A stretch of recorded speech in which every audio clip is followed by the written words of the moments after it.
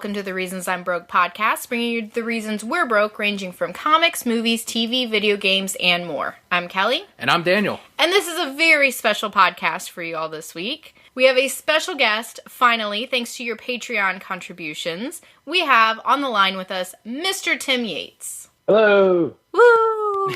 Hey! I would an applause sound effect. Okay. Can you add like a roaring applause, like... Those are the sound effects right there. So how are you, Tim? We haven't heard from you in a few weeks since MegaCon. A few weeks. Ignore the planning, the background. You know, as far as the Broquettes are concerned, it's been weeks. Okay. Yeah, I'm good. We're working hard. Working on issue 8 of Anne Bonny. Finally. Like it's taken you forever. That's pretty much it. Working. Pokemon Go. So this is the first, I mean, we've had guests on the show before, but this is the first far-off guest. What do you call this? Like a guest that isn't in the same room as us. There you go. And that's because of the Patreon support. Huge thanks to all the Broquettes. And this is the first of many guests that we are going to have. And it is made possible, again, due to the Patreon contribution. And huge thanks as well to you, Tim, for joining us and for taking time out of your day, out of Anne Bonny. Or if you're working now, great. But huge thanks for joining us on the show today. No problem. And I am happy to be the first and second guest ever on your show. This is true. Yeah, that's right. This is true because he was with us for MegaCon. And now he's here for our special faraway chat. The return of Tim Yates. So for any Broquettes that didn't tune in to the special MegaCon episode, Tim, let them know exactly what you do. What is Anne Bonny? Who do you work for? What are you doing? I am a creator, writer, artist for Anne Bonny. All ages pirate comic. If you haven't read it, check it out. It's on Comixology and comic book stores everywhere. What's our tagline? What was the tagline at the table? Pirates, magic, adventure. Oh my! Pirates, magic, adventure. Yes. Why wouldn't you want to read this? It was great. We reviewed Anne Bonny several times on the podcast, and we ended up meeting Tim Yates and the rest of the Blue Juice Comics booth at MegaCon, and we've kept in contact ever since for several years now. Anne Bonny is what Kelly calls her as a pirate. Yes, me as a pirate. The life I've always wanted to live. Yes, I modeled it after Kelly. Because I But knew you were out he there. knew me. And needed a comic. Yeah. Before I even knew you were a person, I knew you needed a comic book. Thank you. So. I appreciate that. If only more people thought like you, Tim. To have more comics about pirates. This is true. So Anne Bonny, what inspired you to actually start working on Anne Bonny? Were there other comics, other shows, any other media that kind of you drew from when creating Anne Bonny? And how did you pitch it, and how did you get it going? Well, I was inspired, I would say, most by Pirates of the Caribbean. Yes! Because it's one of my favorite movies. Mine too. And, I was just thinking, hey, it'd be cool to make a comic about pirates. So I knew I wanted a female protagonist, so I started researching real-life pirates, and Anne Bonny seemed like the coolest. So looked up stuff about her, and that was kind of the beginning of it. It was really for a homework assignment at the Kubert School. I went to the Joe Kubert School for cartooning. We always see that advertised in comics, is the Joe Kubert School. Yeah. So that's like a nationwide thing that can you take classes online, or is it only on site? No. It's a physical place. It's in Dover, New Jersey. It's a place of magic and dreams and blood and sweat and tears. But yeah, no, you can go to the Kubert School and have a 3-year art boot camp for drawing comics. It's pretty cool. It's a pretty small school too. You only get about 20 to 30 kids in each graduating year. Maybe it starts at like 40 or 50, but then the dropout rate is like a third to half of the class drops out from first year to third year because it's so hard. Sounds like regular college too. We described it as boot camp, so I can only imagine so many of these artists, especially not to shit on artists or anything, but it's staying motivated as an artist, and I used to draw as well, just staying on a schedule, staying on a page, and then putting work behind it, putting a grade behind it. I know a lot of artists that would struggle, and a lot of friends, myself, that do try to start up a comic or try to finish even a page, and they can't stay on a schedule. I think the one thing I hear often from a lot of these professional artists, especially on Twitter, is that deadlines are your best friend and your worst enemy. Well said. Would you agree with that, Tim? If it weren't for deadlines, how long would it take you to finish Anne Bonny? Or do you see yourself as someone that could stay and could knock out these books regardless of deadlines? Well, I don't technically have a deadline for Anne Bonny. So I mean, I do work on my own, but it's always looming over my head. This has been like how many months since I put a book out, Well, we're going to give you a deadline because we need issue 8. My birthday is next week, so... Yeah, deadlines definitely help out. And the school knows that, so they crush you with homework. Because, if you're not completely overwhelmed at school, then you won't be prepared for, getting work as a professional. Right. Because you got to, it's commercial art, so you have to work on a schedule. It's not, just draw as you please. When you worked on Anne Bonny, we know it's all fully creator-owned. What difference, was that the first time you had worked on your own individual comic, or were there other instances in which you had done some side work for another writer or maybe even another artist out there? Well, I worked as a colorist, but I broke into the industry as a colorist, I guess you could say. Mm-hmm. I worked for a bunch of other people. Blue Juice Comics, I'm working for, coloring 2 of their books right now. I just finished Accelerators 14 before I got back onto issue 8 of Anne Bonny. That's right. Ether and Empire's on our read pile right now. Mm-hmm. But yeah, Anne Bonny is my first fully created comic. So like as writer, artist, colorist, letterer, I do it all. I did have a webcomic called Fail Hunter. I didn't know that. Fail Hunter. That's cool. It was pretty fantastic. My website just went down. I have to fix my website. I might change my hosting options, but they were all on the website. I would direct you there, but if this is after the fact and I have my website fixed, go to yatescomics.com and you can read all that I did at Fail Hunter. Yatescomics.com is also where readers could find links to get Anne Bonny or Accelerators, Ether and Empire as well, or should they go to bluejuicecomics.com? Yeah, they should go to bluejuicecomics.com because I don't know what I'm going to do. Get some links up there. Yeah, no, and you can get it on Comixology too. Comixology is really great. I love it. You can just click once and read it. Yeah, up on Comixology, everyone can get access to that, even if you don't have a physical comic shop anywhere near you. Just get your phone out, download the Comixology app, and from there you can get all of Blue Juice Comics' books. There was also an Amazon service that Tom Mum was talking about last time as well. That was the Comics Unlimited, right? No, yeah, Comics Unlimited. It's like a Netflix type thing. And Anne Bonny is available on there too, correct? Yes, and all of Blue Juice Comics, I believe. So you can get Ether and Empire, Accelerators, Anne Bonny, all for a low monthly price. Is Comixology paying me for this? I'm doing a good job. You are doing a good job. They should be paying for this. They should be. Especially because I'm not the biggest fan of digital. Shh, Dan. Shh. Well, I know. It's great. I say first and foremost, support your local comic book stores. Mm-hmm. So go in there, meet some people, talk to the vendors, get a pull box because the local stores are what keep comics going, really. And you do a lot of convention work. We had previously mentioned that we've done MegaCon. Mm-hmm. What's the next show on your schedule? Probably New York Comic Con. Nice. Fucking New York Comic Con is amazing. They draw up all kinds of guest people. Kevin Conroy's always there every year. Batman himself.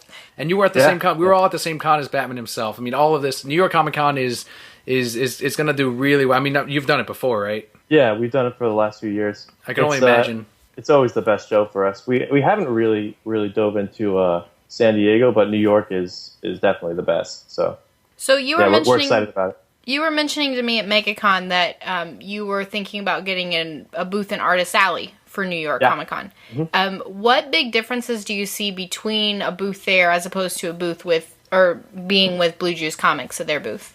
Well, I had a booth in Artist Alley last year, and as far as for me, it makes it way easier for me to present myself as an artist, and do sketches and everything because the main floor is just madness. It's a constant crush of people, and we've got salespeople pulling people in and doing a great job, selling the books. But like for me, I kind of like a more chill atmosphere while I'm at a con. I like to sketch and draw, and people can kind of watch me draw and drift in, and if they look at the table, then I'm triggered, and I give them my sales pitch, and they buy the book, and then they walk away, and it's great. And the atmosphere is just way better for me. Plus, I can make more money doing commissions. That's the bottom line. Yeah. Spreading the word for the books, paying for your booth, watching the followers kind of return and get a bump in. Yeah. And hopefully sales and attention, exactly. Really. Yeah, it's way more chill. And I find I sell more books when I'm in an Artist Alley too, just on my own for some reason. I think maybe it's because people there are more into artwork. So the the banner for the cover and the books seems to intrigue them, and they come in. It's not like, because on the main floor of, maybe you didn't know this, but the New York Comic Con is split up into 2 different buildings. So Artist Alley is in a completely different building than. Yeah, we didn't know that. I didn't know that. We've never That's attended. interesting. Oh yeah. So that's what I've been meaning when I'm saying the main floor and Artist Alley. Artist Alley is on. You have to go down a little walkway and turn a corner, and then it's in kind of a bunker-esque area. Do you prefer that kind of layout? Do you think more conventions should adopt this style? It works for me because people are going to go there regardless of whether they know what Artist Alley is, just to get away from the crush of the main floor. Yeah. Because the main floor is always completely packed with people. Elbow to elbow. It's hard to walk around places. So they find Artist Alley, and it's way more. It's way more open. There's more room to walk around. They're like, oh, look at all this, and they can actually walk around and look at stuff. So a lot of people find it just because they're trying to get away from the crowds.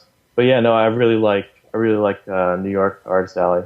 Plus, you had mentioned that the smaller booth does a little bit better for you. I think as convention goers, it's a more direct connection with the artist, with the creator, and it comes right away because you can immediately say, hey, how's it going? And they can see what you're about. They see your drawings out there. They see you drawing. And they immediately say, oh, you're the guy who made this? That's one thing that Kelli and I noticed is, oh, he made this? And that's when they immediately, walked over to you. And I think that's where a lot of people are impressed to see these are comics and these are the people who make them. Right. And I think the industry as a whole needs to do a better job with that connection with the buyer and the creator themselves instead of just a name on a book. Yep. And, the booth on the main floor does a great job of that. They always point to people they bring into the artist and say, hey, this is the creative Anne Bonny, check him out. Whereas they would have just walked past otherwise. And yeah, Tom definitely would probably say I do better on the main floor because I have people watching over me to write down what I sell. Mm-hmm. In Artist Alley, I lose track of things a lot. I'm trying to do a couple things at once, and I'm like, sell a book. And I'm like, hey, where'd all this extra money come from? Didn't write this down. So now that you are a guest on the Reasons I'm Broke podcast, like a one-on-one more than actually at a convention, you do listen to the podcast as well. Is there anything you want to throw out there that you've always wanted to talk about or that you've always wanted us to cover as a listener that you can maybe represent and put out there for all the listeners? That's a good question. I should have thought about this. I should have sent you that ahead of time instead.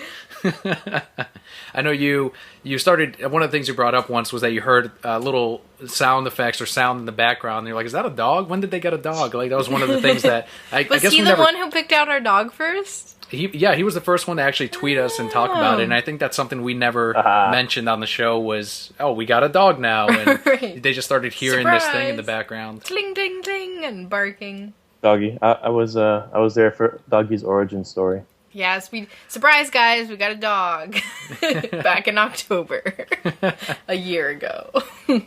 And you've also been caught up in the Pokemon Go craze, haven't you? Yeah, I've been roped in. They got me. Mm-hmm. Man.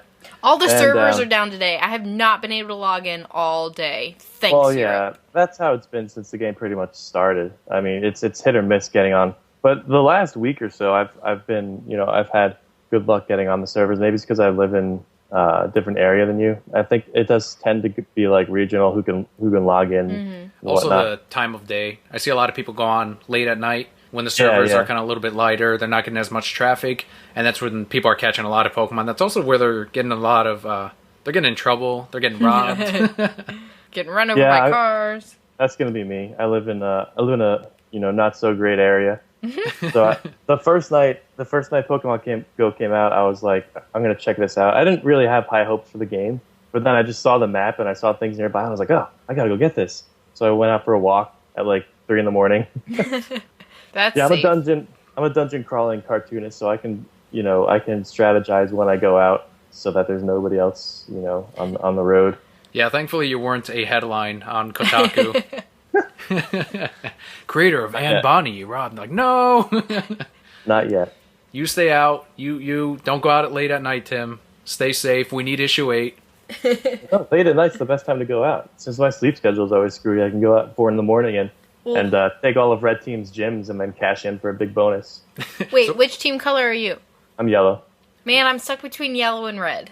I'm on the fence. I picked yellow because I like Zapdos. I didn't know that yellow would be like the yellow-headed stepchild of the Pokemon Go. See, I take offense to that because I get called the red-headed stepchild all the time. But red is the color to be in Pokemon Go now because there's so many of them. That's what I'm hearing, but I thought that more people were signing up for blue.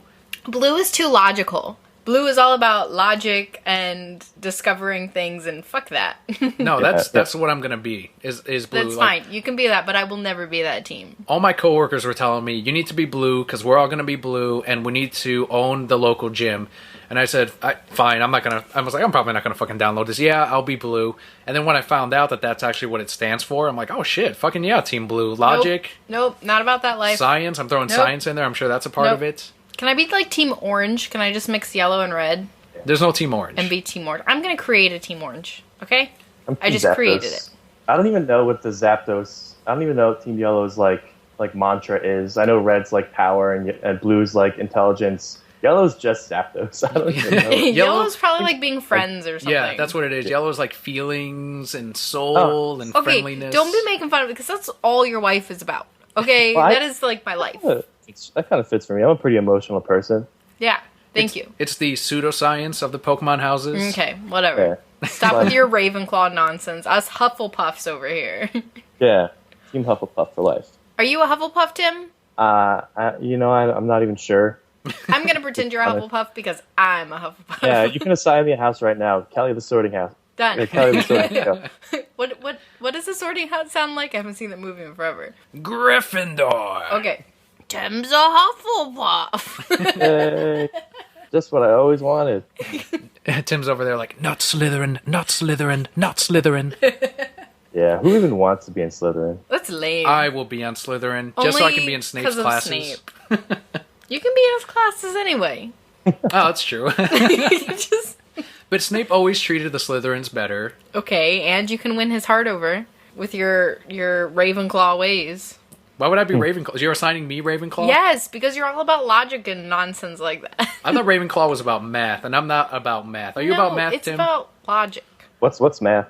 Exactly. I'm about math, okay? But I'm still not Ravenclaw. I'm a Hufflepuff because I care about my friends and my feelings. Tim and I think with the same side of the brain. Math is a foreign concept. Is Ravenclaw really math? They're Ravenclaw like the smart ones of the houses.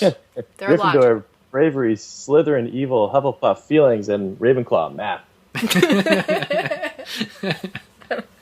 There was, even in the books, there wasn't like a famous, I mean, I know they had their own houses and their own wizards, but there wasn't really a character that was like, oh, that's a cool Ravenclaw, that's a cool Hufflepuff. They just, J.K. Rowling only focused on Gryffindor and Slytherin. But J.K. Rowling also said that she would be a Hufflepuff if she was in a house. Wait, so what? Wasn't Cho a Hufflepuff or something? Who? Harry's first girlfriend. Oh, Cho. She might have been. And then he didn't end up with her? I didn't read the books. Aww. Or really watch the movies. I think her first movie was number 7. It wasn't. I saw the first one first. I saw the first one in theaters with my cousins. And then my parents were all like, we're going to talk about this when you get home. And I'm like, okay. Then we never talked about it. But I saw the first one in theaters. They're alright. If you missed out on the books as a kid, you probably lost the your window of like truly enjoying what it's got to offer. I read Twilight multiple times. That's like a watered down Harry Potter, I guess. Okay, well, you know what? They were good books. So about Pokemon Go. I still, as of this recording, I still haven't downloaded it, but I will. I promise I will. I'm going to get, I've been saving up for a phone, and with that new phone, better battery life, I'm going to download it. Luckily, I already had a spare battery pack that I could like plug into a wall, so I could run around with like 2 batteries to go. So you have to, you take out the back and you switch out the battery, right? Yeah. Although I've never needed to. Pokemon Go is pretty good on the battery as far as like, playing a game on your phone goes. I didn't know that. At least maybe I just have a good battery. I played Solid for an hour and it took about 10%. Yeah. And it's good on data too, I hear. No, maybe I thought it was worse than, I think it's different for everyone, because I know one guy said he was playing for a little bit and his battery was gone. Well, I mean, it depends on how old your phone is, too. The phone I was playing on was pretty new. But didn't you say, like, phone companies are offering unlimited internet if you have Pokemon Go? T-Mobile is. That's so smart. You accept that offer on the T-Mobile app, and they will give you free data on Pokemon Go for up to a year. All these companies are getting on this bandwagon, as well they should, because strike while the fucking iron is hot. Mm-hmm. Busch Gardens and SeaWorld are advertising, like, lures all day or some nonsense. I can't even imagine what it looks like inside Disney. Oh, man. I go to the zoo in my town, and it's got, like, 20 Pokestops in it. Disney's fucking nonsense. There's just... Is lures, like, when it has, like... The petals. Like, Tuxedo Mask roses? Yeah. Okay. So Disney is just lures everywhere. That's all it is. And Holy then, like, crap. you walk down Main Street, and it's like... Magikarp, Krabby, Pidgey, Rattata, Pidgeotto. Like, it's just... Bonkers. It doesn't stop. And then the castle is a gym, and the front of the park is a gym, and then Sunny Eclipse is a Pokestop. Like, there's like 70 Pokestops just in Magic Kingdom. It's crazy. It's gotta look like a bunch of just, phone zombies. Like, shuffling. Essentially, yes. Is it affecting the lines at the rides? It's gotta be. I don't know, maybe, if people are, like, stopping to catch things. I haven't ridden a ride at Disney in a long time. I guess you were saying... Yeah, go ahead, Tim. I imagine people would get online, and, like, there would be a Pokestop with a lure on it, and they could just catch Pokemon while they're waiting for their ride. Probably. That's smart. Maybe people are happier because they have something to do now in line. You said they now have spare battery stations for guests? So it wasn't because of Pokemon Go, but they did install battery stations where you get the rechargeable batteries. It's like $30 one-time fee, and then when that runs out of battery, you can just drop it back off and, like, check out a new one and just keep going forever. That sounds like what I need. Like, I need to have a portable, rechargeable little battery thing. That way I can use up all of it with Pokemon Go and then bring out this spare battery. I think that's probably what I'm going to end up investing in. You're assuming you're playing Pokemon Go all the time, though. Like, realistically, Tim, how much do you play Pokemon Go in a day? On a bad day, like 2 hours. Like, on the worst of days. Because I went out for a drive the other day, and I just went places and didn't come home. And I was like, oh, crap, I got to get back to work. But I have a route planned out in my neighborhood where I can play while I'm driving without actually playing while I'm driving, because that's dangerous. Kids don't be don't do it. driving. But, like, I know where all the Pokestops and gyms are in my town, so I can kind of, go around and hit them all and catch things and take all of Red Team's gyms and then get back, by like 5 in the morning. It usually takes like half hour, 45 minutes. Are there any tips that you can give to listeners on Pokemon Go that you wish you knew before when you started? So many, because they don't tell you anything about the game. Like, you don't know a single thing when you start playing. And there's no tutorial, there's no manual. You just know the professor's name. Professor Willow, and he's a hottie, okay? Hottest professor they've ever created. It's got this new art style to it. But anyway, tips for Pokemon beginners. Don't evolve your Pokemon right away. Just save them. Just catch everything you see and save it all. And because at around like level 9, you get a lucky egg, and you can just use the lucky egg to get double experience for half an hour, and then evolve like everything you've collected all at once. Like all your Weedles and your Pidgeys, just evolve them in one shot and get a ton of experience. Because experience is what, determines the strength of the guys you catch and the guys you evolve. And also, like, the rarity of some Pokemon, too, right? It increases your chances of catching those. Yeah. So higher level is better. So just wait till you get a lucky egg. If you want to buy one, spend real money. Or just wait till level 9 and get a lucky egg. But, I mean, that's what I would recommend. Because when you're starting out, if you're starting out now, you're not gonna be able to, like, knock down people's gyms anyway. So there's really no reason to evolve right away. Just save it. That's the biggest tip I can think of. What do you mean by saving the evolution? Does a Pokemon unlock at a certain level or a certain time, and it says I'm ready to evolve, or are there certain things you have to spend to evolve the Pokemon?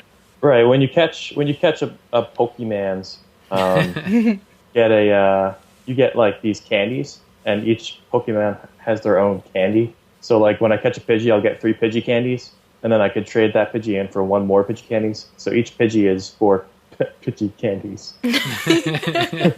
I can't believe them.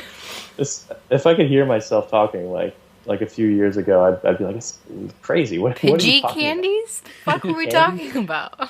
But yeah, no. Leaving our house to catch Pokemon?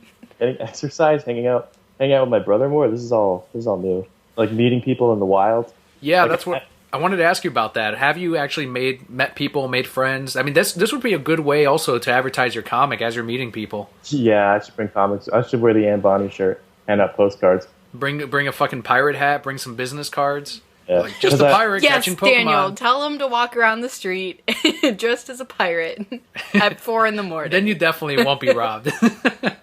Yeah, it is crazy. I've never seen anything like it because I went out to the park with my friend and his son, and there's just literally 100 kids standing, kids and grown-ass adults just standing around a lure and like having conversations, whereas these people would never meet. Like I had conversations with like 5 or 6 people I had no idea who they were, and like high schoolers too, just chatting and then like catching Pokemon and giving each other tips and then going home. That's one thing I was wondering about, because I haven't been to one of the events, and there's a lot of my friends on Facebook are like, hey, we're going to Crane's Roost, and we're going to go catch all these Pokemon, and whenever they post pictures, it is everyone on their screen, like everyone's looking down on their screen. So it looks like the quietest picture ever of just like you hear the tapping of the like that's what I imagine, just skin on glass sound. And people going, fuck. But one of my friends went to one of those meets and he said, no, people kind of talk to each other and they say, hey, there's a Ponyta over here, and everyone rushes over there. Is that what it's like? Yeah, and it's not even a meet. It's not even planned. It's just people go to the park to catch Pokemon and they see a lure and everybody just winds up there. Like you put a lure down anywhere in the world, I guarantee you somebody will drive up any time of day. I was driving around my neighborhood, or the neighboring neighborhood, which is a little nicer, at like 3 a.m, and a lure was down, and I drove up, and then like 3 other people walked up, and then like it was nuts. Yeah, I was kind of leery about it because 3 a.m, lure goes down. You're like, okay, this is an armed robber waiting for me to drive up and but get I'm out still of my gonna car. go. Yeah, so I stayed in my car, left the car on. I was like looking around. I was like, okay, so where are the robbers? But it was just a couple college kids that threw down a lure. Where's Team Rocket? Team Rocket did not show up that day, but I'm ready. I was so mad. I was at the gas station the other day and there was a Pikachu there, but I couldn't stay to find out where he was. How hard is Pikachu to get? Well, right away you can choose him as your starter. If you run away from the other 3 a couple times. Can I tell you the story about Pikachu and his starter? Yes, goddammit, because this is on you. So, I was so excited because I finally got into make my Pokemon name or whatever it's called, and I get the app, and I'm going around, and I'm like, awesome, there's my starter, caught Bulbasaur, cool. And then Daniel walks in the room, I'm like, hey, I just caught Bulbasaur, and he goes, oh, you didn't want Pikachu? And I said, really? How can I get Pikachu? And then he told me, and he goes, oh, I didn't tell you? No, you didn't tell me. Could have had Pikachu. But no, I have Bulbasaur. Aw, poor Bulbasaur. No love. Exactly, poor Bulbasaur. You ended up with the greatest starter ever. You know what? But my favorite is Pikachu. And you should have said, oh, my wife's favorite is Pikachu. Let me tell her how to get it. And the greatest starter is actually Squirtle. The Squirtle Turtle? I don't know. It loses that squirrel tail when it evolves. It's actually Squirtle, but I digress. We could fight about starters all day long. My first starter was a Squirtle, and I named him Bab. My first starter also was a Squirtle because I was playing blue version. I thought that's what you had to choose. If you match the box art, your Pokemon just gets stronger. Yes, exactly. I don't know. I was like 8, please. There was never a Pokemon Green for me. Gamers like me, we didn't get no Pokemon Green here in North America. It was called Leaf Green. Eventually we got it, and I was like, all right, justice is served, things are well. But me at 8 years old, 10 years old, was like, what the fuck?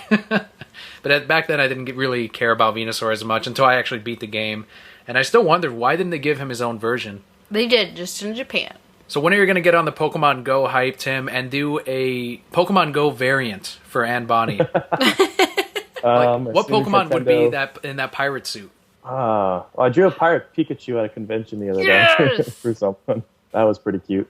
What pirate would what Pokemon would actually be a pirate? I don't know. Is there not already a pirate Pokemon? No. I think there is. But I don't know about all that. But I mean, I'll draw Pokemon on my covers all day and sell like thousands more comics. If I wouldn't get sued, I'd just put Pokemon everywhere. Well, I'll tell you so what. As soon as Nintendo gives me the rights to put Pokemon on my comics, then I'm going to do that. Be a pirate Pokemon comic then. Ah, that'd be so cool. It would sell so many books. Yeah. Anne Bonny itself, the trade paperback, we've got Volume 1. It is out, as you mentioned, available on Comixology. How many issues do you plan on putting into the Volume 2? It's probably going to be 6 again. 5 or 6. I've got 6 planned for the arc, so it would make sense. Actually, I have an answer for that, and it is 6. So you already have like a formula, 6 issues per arc? I've got it scripted out. It's not necessarily the formula I'm going to follow, going forward. Just whatever it winds up being, it's going to be. So if it's 5, it's 5. If it's 4, oversized it with an oversized issue. If it's 6, I don't really have a formula to stick to. I just whatever it takes to get the story told. Since you are living the dream for a lot of aspiring artists out there, you're creating comics, and a lot of people are struggling. They're trying to get there, and you're doing a great job with it. What kind of comics were the ones that inspired you growing up? Which ones do you kind of look back on and think, oh yeah, that was one of my favorites as a kid, or I remember this when I look back on this? I was as far as comics go, I was more inspired by manga growing up than I was with American comics. I just never really got into American comics as much. Not that I didn't like the ones that I read, but there was so many different variations, and I like starting at the beginning of a story. And how on earth do you start at the beginning of Batman? It's so hard. So I liked manga for that reason, because I started reading Dragon Ball Z was the first one that got me into it, and I was like, oh, this is amazing, because I'd seen the show and it was they're powering up a Super Ball for 20 minutes and all right, whatever. But you read the manga and it's it actually tells the story, and Goku charges up his Super Ball for a few pages, and then he shoots it, and then he dodges, and then Frieza powers up and wrecks everybody, and it's oh my goodness, this is incredible. Do you know why they used to take so long in powering up and they took so many episodes with it? Probably so that they weren't catching up to the manga. Because Exactly. I know how that works.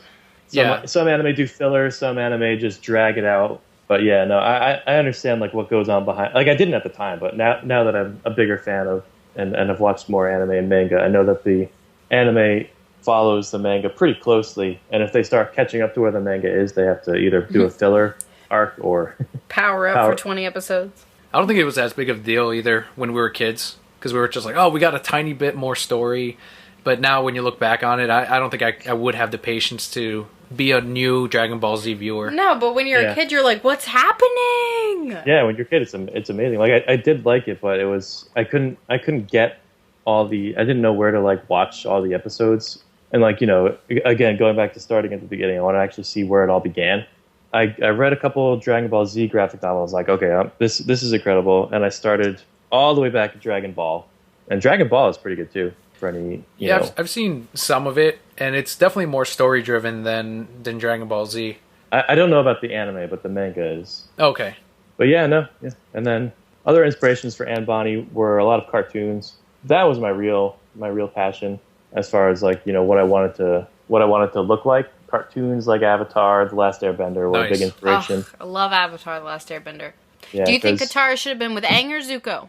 I wanted her to be with Zuko. Yes, take that. I was Dan. They started going, because her and Aang was too easy. It was weird. As far as the relationship goes, it was thank you. It started off as that, and I wanted them to go different directions. But the cave scene with Katara and Zuko, I was oh man, this is genius. It was perfect. They're gonna have because then Zuko would have another reason to switch sides. See, it always went over my head. We watched Avatar, The Last Airbender, and I never once picked up on the romance between Katara and Zuko. I don't know. I just don't pick up on that stuff. You just don't pick up on romance. No, I remember the first time. It was one scene. It was only really one scene. Well, exactly. So one scene. Stop. Let me tell my story, please. All okay. Right. So the first time I saw the show, I didn't even know what it was. It was just on Nickelodeon. I was sitting in my room and I watched it. And I'm okay, cool. And I saw 3 episodes and that was it. And then years later I remembered it. And I'm oh yeah, Katara and Zuko. Let me look up fan fiction. And I seriously, for years, thought they actually ended up together in the TV show. For years. It wasn't until, I actually started watching the show where I'm what the fuck? This was perfect. Why wouldn't they? Anyway, that was my story. Fools, all of them. I know. Well, apparently I heard that they originally wanted them to be together, and then because little kids liked Aang so much, they're oh, I guess Aang. We've got to sell more toys. See, that was a decision Suits made. I guarantee you. Absolutely. Freaking Suits. They ruin everything. What'd you think of Legend of Korra, the sequel to Avatar? The art, the production value was incredible. I mean, as an artist, I would watch that. So I would watch that show if it was just llamas screaming for half an hour, because the art was so incredible. But the story was really hit or miss for me. Like, I'll never really fall in love with a show unless it's got a good story. A very story-driven person, and the story and the scripts and what is it, Korra were pretty. I was thinking Qatar episode because we were just talking about that. The story and script in Korra were pretty spotty. It didn't have that that anchor that the original series had of great storytelling and great characters. It was all just kind of like teen angst and. Yeah, what was it? Season 1 we really liked. Book 1 was excellent. That was my favorite. And then it was like book 3 that we liked. Yeah. And then 2 and 4 were just, there it is. Yeah, and then the last season you have Zord battles with the Power Rangers and like giant robots show up and you're like, what is going on? Speaking of which, I mean, kind of, have you been watching Voltron on Netflix? Is it on Netflix? No, but I hear it's good. You have to. I mean, if you like the animation of Korra, you'll like. It's the same guys, people. Same studio, same producer from I Green saw Lantern. clips of it. It looks incredible. Yeah. I'm gonna pick it up. It's pretty good. We've been watching. We're about halfway through the season. I think we're a little over halfway. Yeah, I mean, it is a very solid show. As much, I mean, I think they're doing a good job with the story based on the fact that they're trying to sell toys with these Voltron characters. And there's surprises in there, especially even among the crew that they kind of set up for everyone. There's a lot of really good stuff in there. Yeah, I'll check it out. I'll let you know what I think. Right now I'm going through Pokemon XY on Netflix. Pokemon XY. Just with the theme of, what I've been doing lately. I gotta keep it themed. I'm telling you, that Pokemon show, X and Y Forward, is the best in the Pokemon TV show. Yes, it has the best story. It's not better than the original series. It's better than the original series. No, it's not. Yes, because there wasn't a Misty and Ash love story, and that's all I wanted in my life. The storytelling is better. It's telling kids that science is awesome. The battles are more dynamic. This is why you're the blue team. Because science. Well, that's... No, Dan, you're wrong. But I do like it. I like the little kid. And I mean, watching it, I'm like, okay, yeah, I don't have my rose-colored glasses on. It's not the original series where I can just love it because of nostalgia. It's definitely geared towards kids. It's like when I watched My Little Pony. It's more like for the for the learning experience as a creator. I'm just gonna see what they did to get so many people in love with this thing, and then I'm gonna move on. But yeah, no, Pokemon XY has some good episodes. There's one where Jessie falls in love with like a doctor. Yes. And considers becoming good for a little bit, and then the doctor is in love with another woman, and you're like, I actually feel bad for Jessie. Like, they built up those characters so much more in XY than they did in any of the previous seasons. Yeah. And there's even romance now between Ash and one of the other characters. What? Not Misty. I know it's not Misty. Better Ash romance. Can only be with Misty. Misty's like 8 years old. That's fine. They're meant to be together. Did you not have Serena's... the Pokemon... Did you not have the Pokemon CD where Misty sings a song about Ash and says Ash Ketchum's name and talks about how she loves him? It was in the Pokemon CD. I listened to that song and I knew all the words. Well, now that Ash is actually like 36 and Misty's like like 32, it's actually more acceptable. And she's nowhere to be found. You know what? Because she's off running a gym, and Ash is like, peace, bitch. I'm going to go continue on my journey and not stay here and run a gym with you. That is not commitment to a woman he should love.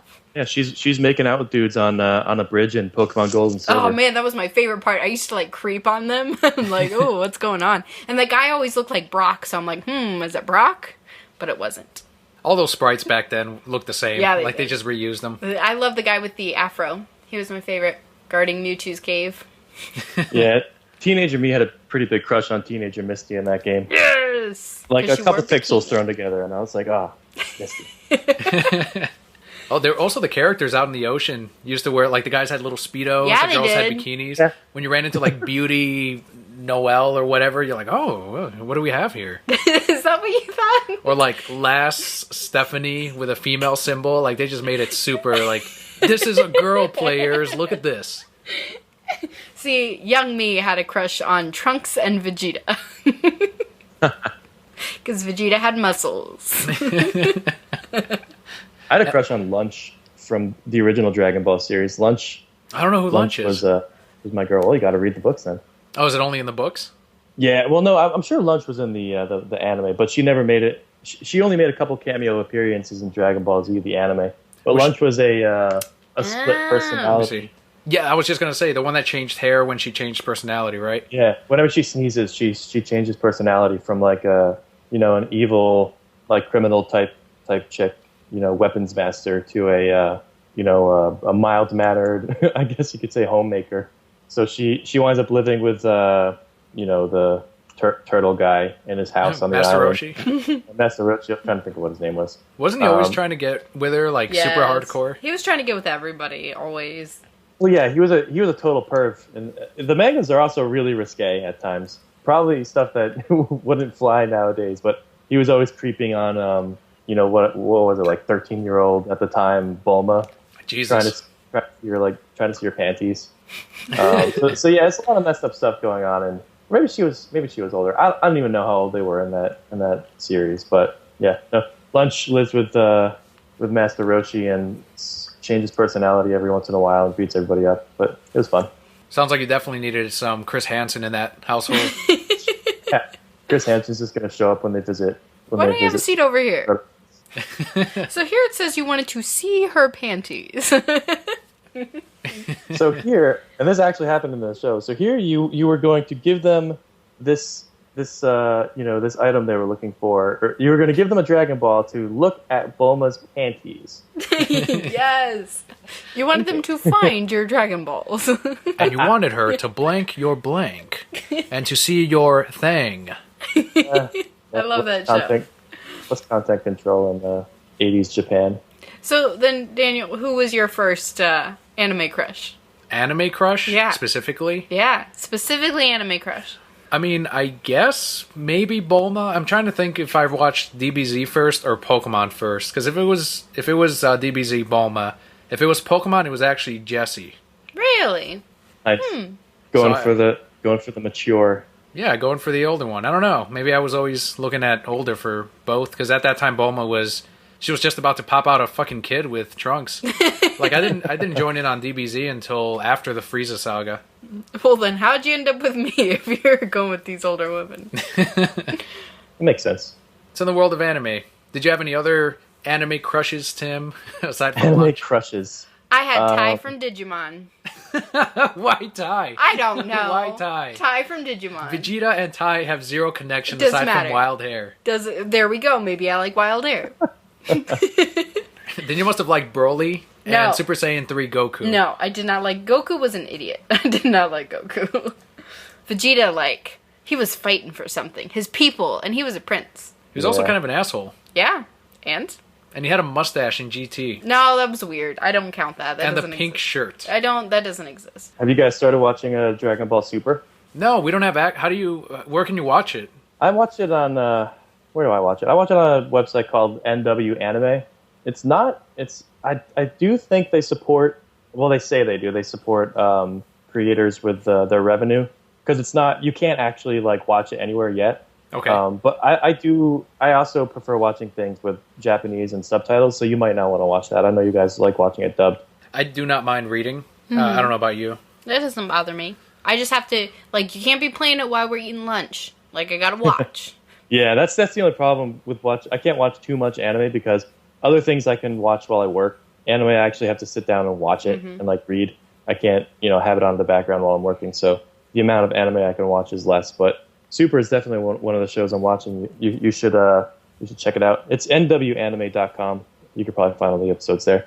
If you've seen the movies, the first couple seasons just rehash stuff that happened in the movies. Okay. And not even as well. It's just, but it doesn't drag on too long. And some of the more recent story arcs are getting pretty interesting as a Dragon Ball Z fan. We really liked the Battle of the Gods. We haven't seen Resurrection of F. Yeah, Resurrection of F was pretty good. I liked Battle of Gods better. Resurrection of F, the fights were incredible, obviously, but nice. The story was a couple of head scratching moments. Okay, why is this happening? Did that really just happen? Goku was hurt by a little handgun. Like he just went through this battle with like, this mega, god person, and somebody shot him with a gun and he's hurt. Okay, whatever. Yeah, that doesn't make sense. But I mean, that's just one little moment. I didn't even watch the Resurrection of F episodes in Dragon Ball Super. I just kind of jumped on when there was new stuff happening. So Resurrection of F wasn't a movie, it's actually a part of the TV show? It's both. They did the movie, and then after the movie is when the actual anime started. And then the anime covers, the stuff that happened in Battle of Gods or whatever it was, and Resurrection F, as if it didn't happen. So it's just going through the motions. I don't know why they did it that way. They should have just started after Resurrection F.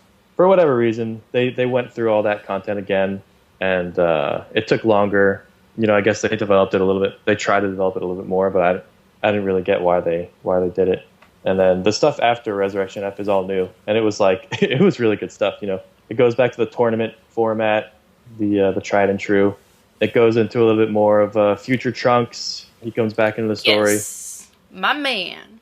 Until I liked his father more. Oh, and Future Trunks has a love interest in Futureland. No. Yeah. And you'll never guess who it is. It's Gohan, right? No, who is it? Now you have to tell me. Who is it? He's still dead. Oh, it's Mai. Who? Mai. You don't even know who Mai is because you didn't read Dragon Ball. Oh, well, look at that. In Dragon Ball, there was a character called Emperor Pilaf, and he had two henchmen, Mai and a dog person. Huh. No, I knew about them. In Battle of Gods, they actually show up and steal the Dragon Balls and become kids or something. They're like these 3 little kids running around. But Mai... Oh, yeah, I remember her. Yeah, okay. Yeah. So the black-haired chick that he runs off with holding hands. Oh, yeah, I know her. They wind up being, together in Futureland when Trunks is an adult. There's some weird fan art. I'm not comfortable with this right now. Careful when you Google that on images. Yeah, don't. I mean... Well, I just did. It's really creepy when they're kids, but when he's a teenager, it's fine. See, now that Gohan is gone, he can, move on, finally. Like, that's the one, for some reason I pick up on you and I do, we pick up on the gay stories. And my gaydar went off with Future Trunks and Gohan. I don't know if it did for you. Mine didn't. Like, he was there for his final moments, he died protecting him. Okay, they were just good friends. Yeah, super good friends. Yeah, okay. Super Saiyan good friends. Who Bulma tries to hit on in Abridged. Yes. Oh, that's right. Love fucking Abridged. I like Mr. Popo. He's the best part. We haven't seen Mr. Popo in like 10 episodes. Yeah. Yeah, what's he doing? Well, he really wasn't in the anime, after that. They can find enough clips. They can recycle clips. Okay. All right, you write to them and you let them know that their hard work and free things they put out for us are not enough. I'll be one of those guys on fucking Twitter. That is one of the weird things I sometimes notice on Twitter is actually just the other day, Kevin Smith had retweeted a guy that had bitched to him about his podcast. And Kevin Smith pretty much came back with, well, you get what you pay for. It's free. Like, how much can you really complain about a podcast? Yeah, what was he complaining about? I guess one of his episodes, he recorded the wedding of 2 fans that wanted Kevin Smith to marry them. And the guy wanted, like, a regular Smodcast episode as opposed to, like, wedding sounds or wedding recordings. I would not have wanted that, so... Good for them. I mean, even if it's something you didn't want, like to get so mad that you tweet to the creator and then get upset when they retweet you and call you out on it, like it's so insane how quickly they backpedal when that shit happens. Like, oh, way to make your fans feel shitty. I bought a shit ton of your movies. Yeah, you weren't expecting him to see that and respond to it. What? I guess because the guy was like, you don't respond to any of my positive tweets, but you respond to my one negative one. I think the guy just wanted to get his attention, so he just wanted to send something mean along. I have no idea. What a dick. Exactly. Oh, some of these fans can get really weird, and you really notice that on Twitter. You get that with the comic creators, you get that with other podcasters, with television stars. It gets kind of scary. Yeah, I think the bigger you get, the more the scum kind of comes out of the woodworks to troll you. I don't have that going on. I only have great fans. All the fans are great. Yeah, all 5 of them. We have 3. My mom, you 2. Tom. My friend from town. This person I met playing Pokemon Go the other day. So that's 7. I'm telling you, man, bring those business. You have business cards? Give them business cards. Yeah. Yeah. That's not creepy. Hey, welcome to this lure. Because it's mostly high schoolers I see, and I've got the beard going on right now. I haven't shaved in a while, so like I don't want to be this bearded dude giving kids postcards at parks. Your comic is all ages. It's fine. Yeah, but that doesn't mean he is all ages. Yeah, I've definitely got the pedo stalker look going on right now, like the typical cave dweller. Have a seat right over here. Chris Hansen's gonna bust me. I started watching that the other day. I just going back and watching old like compilations of busts. Oh, there's so many good ones. Like each one of these kid touchers are like cast members. They're each characters. Oh man, yeah. One of them I actually felt bad for. He had like a speech impediment, and he's just like, am I in trouble? And Chris Hansen's like, yes, you are. And he's like, oh crap. Yeah, that's the one that said quap, right? Yeah, he's like crap. He's like, oh no, this person's had the worst life. Like he probably never even developed as like a normal human being. He doesn't know what he's doing, and he's just like, oh crap. You're here to hook up with a 15-year-old girl. I like the people that recognized him. Like there was one guy that was like, "Oh, Chris Hansen," and he gave him like what do they call it, a fist pump. And as he was leaving, like he knew he was being arrested. If I could find a way to like be on the show with like guaranteeing that I wouldn't get in trouble, like put like code in my conversations that say I'm not a pedophile or something, and show up just to meet Chris Hansen. You used to joke about it all the time, Daniel. Like you just like message 15-year-old girls and walk in the house and be like, "There's no Chris Hansen? Oh, okay, bye." Chris, are you here? No, I'm leaving. Wear a T-shirt being like hi mom, I'm on Dateline to catch a predator. There was actually, you'll get around to him when you continue watching these clips. There was one guy who, just in case he got caught, wrote a physical letter that he sealed and kept in his car that said, "I never intended to have sex with any minor," and he had it with him, and he read it out to Chris Hansen, and Chris was like, "No, this doesn't mean anything." That doesn't help because you still had the conversation. Because they won't set up the bust unless you have like the conversation, and that in itself is incriminating. Mm-hmm. Yeah, stupid people. Are you gonna watch Hansen v Predator when that comes out? Wait, what? You don't know about Hansen versus Predator? This was an Indiegogo project, might have been Kickstarter, where he was trying to raise some funds to do another investigation. I think it was like another 5 or 6 episodes. And you can find it right now if you Google it. And it got funded. Of course, Kelli and I funded it. Of course. And like you get the digital episodes, and they finished the investigation. They finished filming. They caught some of these predators, and right now they're in the stages of trying to shop it around to see if any networks want to get in on this. Yeah. I'd be down for that. Love me some Chris Hansen. It was Kickstarter. Oh, he's so old. Oh yeah, I'm looking at the website. He's so old. Oh yeah, old ass Chris Hansen. Oh, look at him. He's so cute. He looks tougher, actually. Chris Hansen is undertaking a new investigation into online predators thanks to the Kickstarter community. Like, that's all his career was going to be anyway. Like, even if the show was finished, I mean, it got canceled because of that fucking guy that killed himself, but, like, after that, he wasn't going to get, like, regular work. Everyone was going to keep asking him, hey, when are you going to do more investigation? That's his thing.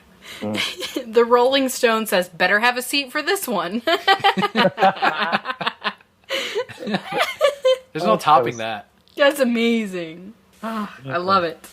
That should be on the DVD box, on the Blu-ray, and it does need to be on Blu-ray. I need to see these pedophiles crying in high definition. When Chris introduces them, like before, you know, when they always talk about them in their conversations, he needs to say like, "You better have a seat for this one," like before he actually goes into it.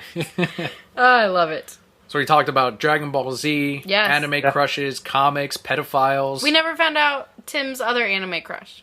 I don't really have a one. I mean, I have shows that I like, and I have, you know, the character in each show. So I guess I'll just go through my favorite anime. I really like the original Full Metal Alchemist. Is one of my intros into the anime world. Like one of the first shows I watched. It was Dragon Ball Z got me into manga, and Full Metal Alchemist got me into anime. And I really like the chick that hangs out with Roy Mustang, his like lieutenant chick. FMA I never saw because my best friend in high school tried really hard to get me to watch it, so I didn't want to watch it. So you're a contrarian. Well, the stuff that he always like tried to get me to watch wasn't very good. So FMA, I was like, no, Tim, I'm not gonna. And it's a different Tim, ironically, actually. Well, you should listen to Tim's everywhere. I should have apparently, because FMA's. I mean, even the manga we still sell at the comic shop. So good, and they redid it with FMA Brotherhood to more closely follow the manga, because the original anime diverted after the first few. I'd say after like the first arc, it diverted and did its own thing, which was incredible. I mean, I loved it. They're both worth checking out, but the newer one definitely has the more updated art and production value. So was it the blonde lady that you're talking about from Full Metal Alchemist? Yeah, the short-haired. I don't know her name. It's Hawk. It's like Lieutenant Hawk or something. And I liked her because she was always, Winry was cool. She was making Edda's armor and everything, but I really liked the lieutenant chick because she just followed Roy Mustang around and had his back with her pistol. I guess I'm attracted to strong female characters, is what it is. I want a Lieutenant Hawk looking out for me. You should read everything by Gail Simone then. Yeah, she's awesome. Yeah, Kelly's just pulled up a picture of her. I still don't recognize her, but I don't know if you watch the show. Let me pull up a picture just to make sure it's actually her. Hawkeye is what Google is saying. Jeremy Renner. Yeah. Just search Hawk, Full Metal Alchemist. I did. I found it. What else do I like? How about in Kingdom of Hearts? Stop! That's not what it's called. I never played it, actually. I did have a crush on Riku. Never played Kingdom of Hearts. You need to play Kingdom Hearts. I don't know what Kingdom of Hearts is. I played Kingdom Hearts for a few minutes, but I never actually got It's a great game. It's okay. Yeah. It's a great game. Stop with your judginess. The first one is okay. Judgy. If you have a PS... Do you have a PS3, Tim? No. Oh, no, well. I'll never play. I just don't have time. I don't have time to go back and play these like classic games that take weeks to finish. Hashtag adult life. Yeah. Did you ever watch Inuyasha? That was one of my big favorite ones too. I never got all the way through that, to be honest. I didn't get all the way through it. I got like a little bit in, and then I was introduced to Sesshomaru, and then I just went off on my fanfiction world. Yeah, I missed some of those older classics. Yes. Because I jumped into the anime world a little later. Well, I used to watch whatever was on Adult Swim, like at 12 in the morning. That's where I got all my anime experience from. Oh man, I can't. Adult Swim. Some of the dubbing is so wretched on my favorite shows. It's just like, how do people watch this? Cowboy Bebop was always the one. Oh yeah, Cowboy Bebop. I never got into Cowboy Bebop. It's so good. It's not even long either. You could get through it pretty quickly. It's like 25 episodes. Oh, it's not long at all. Yeah. That was a case in which they said, we have the story, here's the story, we're done. Yeah. And then the movie was good. I did see the movie. Yeah, the movie was good. So you said New York Comic Con is where a lot of listeners can catch you. When is New York Comic Con? New York Comic Con is October something to October something. Let me pull up Google. This device in our hands, the world at our fingertips. Yes, exactly. So while Kelly pulls up... I'm on the wait list, still waiting to see if I get into Artist Alley. Either way, you'll be there, right? As an attendee? Yeah, for sure. So where can listeners find you as far as Twitter, Facebook, so that they can see whether or not, which booth you will be at for New York Comic Con, where they can get a physical copy of Anne Bonny, The Accelerators, Ether and Empire? You can follow me on Twitter, @Yates Comics. Friend me on Facebook. I'll probably accept it. I need friends. Is it facebook.com/Yates Comics also? No, it's just Tim Yates, like my personal page. I haven't got to the point where I just turn people down. I'm like, somebody friend requests me, and I'm like, hey, free advertising. Yeah. So I accept all the... I do vet now because there's like a lot of fake accounts that just... Yeah. I'm going to start a fake Tim Yates account. Yeah, I'm going to do it, and I'm going to get more followers than the real Tim Yates. I would be happy about that. At real Tim Yates? Yes. At the real Tim Yates. If you get me more followers on a fake account, I'll just give you money for that account. Oh, man, okay. What kind of Tim Yates tweets would you put out? I don't know. They'd be real weird, though. I gotta think on this. Like, they'd be cool, but make them seem weird at the same time. Enough to where people are like, is this real? Yeah. That just sounds like me. I don't know what you're talking about. And according to Google, New York Comic Con is October 6th through the 9th. Yeah. October 6th through the 9th. Broquette's in the New York area, New Jersey area, or if you just want to take a travel to one of the best conventions in the country, New York Comic Con. Didn't get tickets for San Diego? Go to New York Comic Con. That's always the go-to if you can't get into San Diego. It's amazing. Again, you will see Tim Yates there October 6th through the 9th. Make sure to follow him on Twitter at Yates Comics. And also on Facebook, Ann Bonnie. We have a page, you can like it, get all the news and updates there. Yeah, search Ann Bonnie, search Blue Juice Comics, like both pages. A lot of great guys, a lot of great gals over at Blue Juice Comics. Awesome books, and they are available at your local comic shop. If not, let them know. If you have a subscription, they can put it on your sub. They can add it on there. They can get you any different covers, any variants. If you want those also, you can head on over to bluejuicecomics.com. There's always a great gallery on the back of accelerators, especially, that I always like, where you have like the different guest artists that do the custom covers.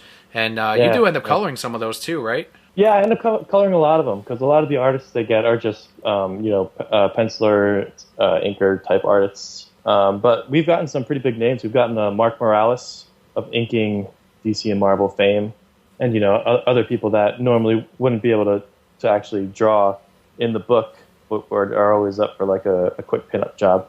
Awesome. So huge thanks, Tim, for being on the show on the Reasons I'm Broke podcast. Thanks for having me. And let us know, Brokettes, what you thought and what you'd like to ask him for next time, Tim, if you do want to come back on the show soon. Yeah, I'll come back next week. He's like, I'll be here every week. I've always wanted to have my own podcast. Yeah? Start it, man. It's easy. Yeah. So whenever you guys get... Well, it's a lot of behind-the-scenes work. If you can get yourself an editor, then you're solid. He's like, so Daniel, what are you doing?